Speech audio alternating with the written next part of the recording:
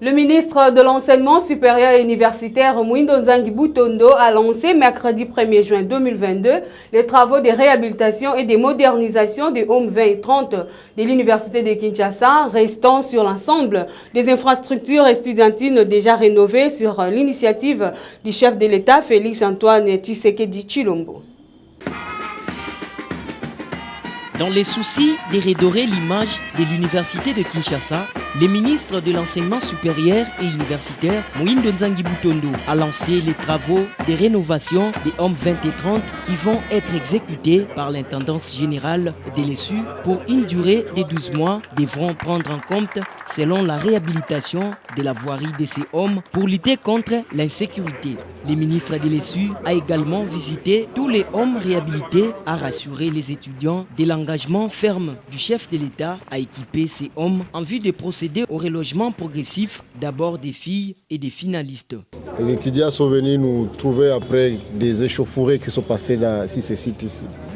Puisqu'ils ont réclamé la matérialisation de la promesse du chef de l'État sur le relogement dans les homes. Et donc le chef de l'État nous a instruits pour que nous puissions venir voir d'abord l'état d'avancement des travaux. Et là nous constatons qu'il y a un certain nombre de hommes qui sont presque prêts. Et donc comme le chef avait pris l'engagement d'équiper les hommes, nous n'attendons que l'équipement pour reloger de manière progressive. Et comme nous l'avions souhaité, comme les étudiants aussi l'ont souhaité, on va commencer par les filles. Lorsque leurs hommes seront équipés, et puis par les finalistes, lorsque les hommes plateaux seront équipés. Donc nous sommes venus dire aux étudiants que les chefs honorent sa promesse. Pour commencer les travaux de réhabilitation des hommes qui restaient, les plus gros d'ailleurs, les hommes 20, les hommes 30. Et donc nous sommes là avec l'entreprise pour commencer les travaux de réhabilitation pour tous ces hommes qui restaient. Et je crois que donc, à partir de ce moment ici, nous pouvons rassurer les étudiants que le chef de l'État vous a promis de moderniser vos hommes, ce qui est chose faite, et vous serez relogés de manière progressive.